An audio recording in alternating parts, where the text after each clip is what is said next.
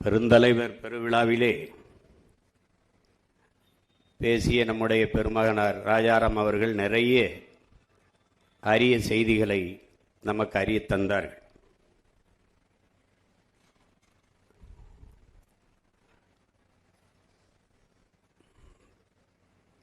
பெருந்தலைவர் வந்தவர் போனவரெல்லாம் தலைவர் என்றாக இருக்கும்போது அவரை ஏன் நாம் பெருந்தலைவர் என்று சொல்ல வேண்டும் என்றால்,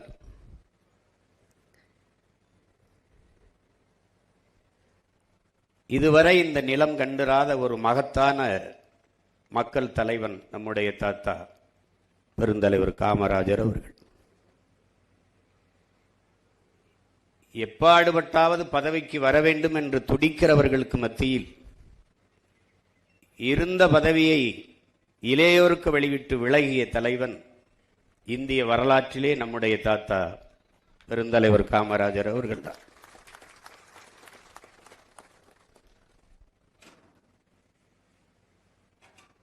வரலாற்றில் அவருக்கு சில பக்கங்கள் இல்லை,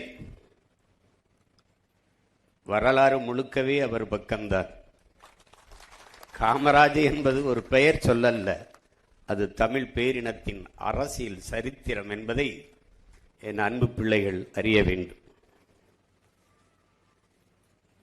காலத்தின் கடைசி கருணை காமராஜர் என்கிறார் நம்முடைய ஐயா கவியரசு கண்ணதாசன் அவர்கள். அப்படித்தான் என்ன தோணுகிறது, இத்தனை ஆண்டுகளில் அவரை போல ஒரு தலைவர் எவரும் வந்துவிட மாட்டாரா என்று நாம் இன்னும் ஏங்கி நிற்கிற நிலையில்தான் நாடும் மக்களும் நிற்கிறோம்.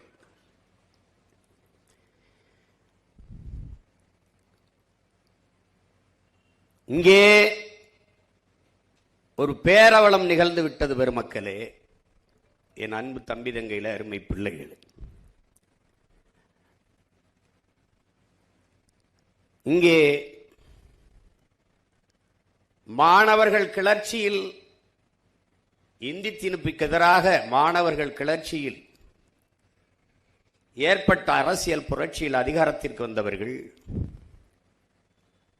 இதுபோல இன்னும் ஒரு மாணவர் கிளர்ச்சி இந்த மண்ணில் நிகழ்ந்துவிடக்கூடாது என்பதற்காக மாணவர்கள் அரசியல் பேசக்கூடாது என்று கொண்டு வந்தார்.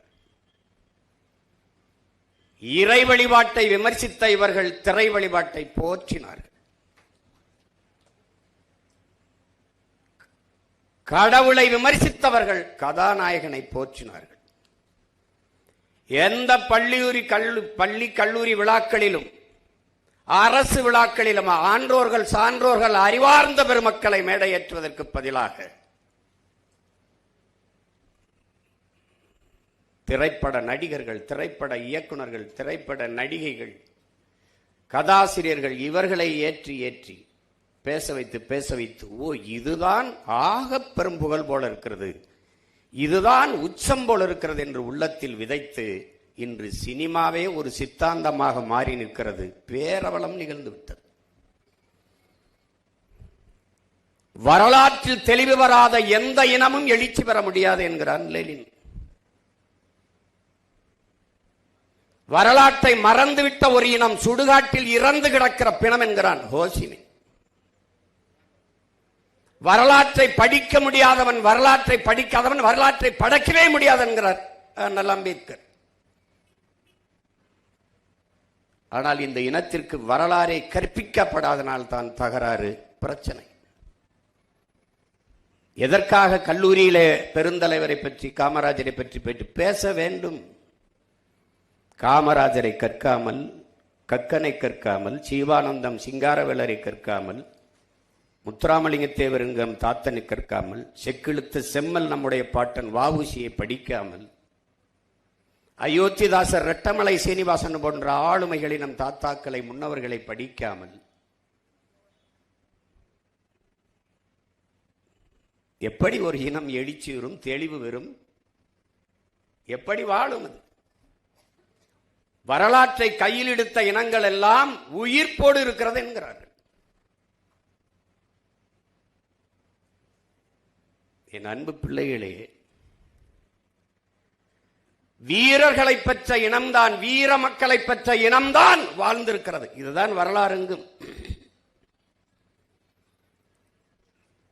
வீரர்களை பெறாத இனம் அடிமைப்பட்டு வீழும், அழியும்.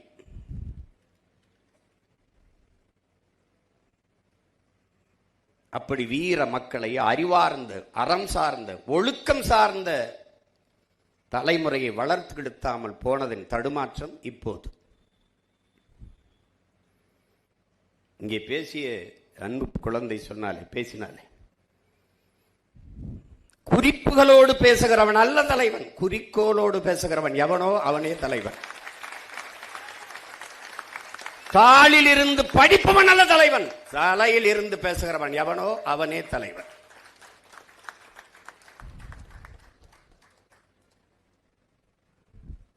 இந்த நாட்டில் காமராஜரை போதிப்பதன் மூலமாக நானும் என் தாத்தன் காமராஜரை போல உண்மையும் நேர்மையுமான தூய்மையான தலைவனாக வர வேண்டும் என்று இத்தனை ஆயிரம் கூட்டத்தில் ஒருத்தனுக்கு அந்த சிந்தனை வந்தால் இந்த நிகழ்வு பெருமை அடைகிறது, புனிதம் அடைகிறது.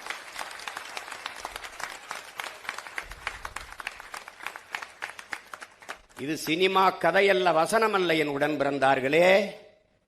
இது ஒரு தேசிய இனத்தின் காயந்தோய்ந்த, ரத்தம் சிந்திய, கண்ணீர் நிறைந்த வரலாறு. அதை கவனத்தில் வச்சுக்கணும். எத்தனை ஆண்டுகள் ஆகிவிட்டது காமராஜரை இறந்து, இன்னும் அவரை போல ஒரு ஆட்சி செய்வோம் என்றுதான் சொல்கிறார்களே ஒழிய, ஏடையில் எவனாவது இவர் ஆட்சி அவர் ஆட்சி இத்தனை தலைவன் காமராஜர் ஆட்சி ஏன் 9 ஆண்டுகளான ஆண்டு இருக்கிறார். 60 ஆண்டுகளாக ஆண்டவர்கள் ஆட்சியை எவனும் சான்று சொல்வதில்லை. வெறும் 9 ஆண்டுகள்.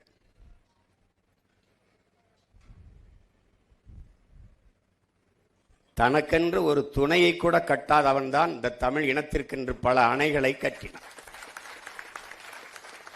இவர்கள் பல துணைகளை கட்டி வாழ்ந்தார்களே வெளியே ஒரு அணையை கூட கட்டவில்லை.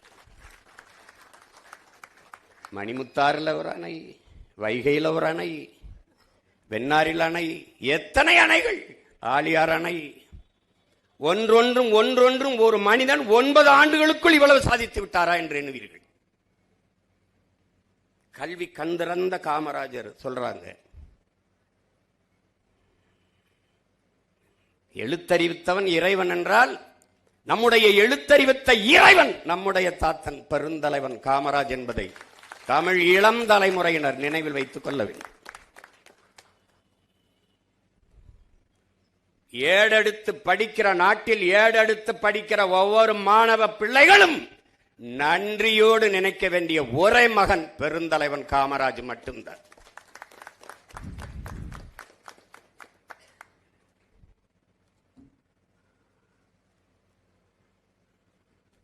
கண்ணுடையர் என்பார் கற்றார், கல்லாதார் முகத்திரண்டு புண்ணுடையருங்கிறார். கல்வியை கண்ணுங்கிறார். கண்ணில் என்ன கல்வி இல்லைன்னா கண்ணாலாத பார்வையற்றவனுக்கு ஒப்பானவன்கிறார். கற்றவருக்கு சென்ற இடமெல்லாம் சிறப்புங்கிறார் அவ்வை. ஒரு மன்னனுக்கு கூட அவன் நாட்டு ஆளுகிற அந்த எல்லைக்குள்ளதான், நாட்டுக்குள்ளதான் மதிப்பு இருக்கும். ஆனால் கற்றவனுக்கு சென்ற இடமெல்லாம் சிறப்பு இருக்கும்.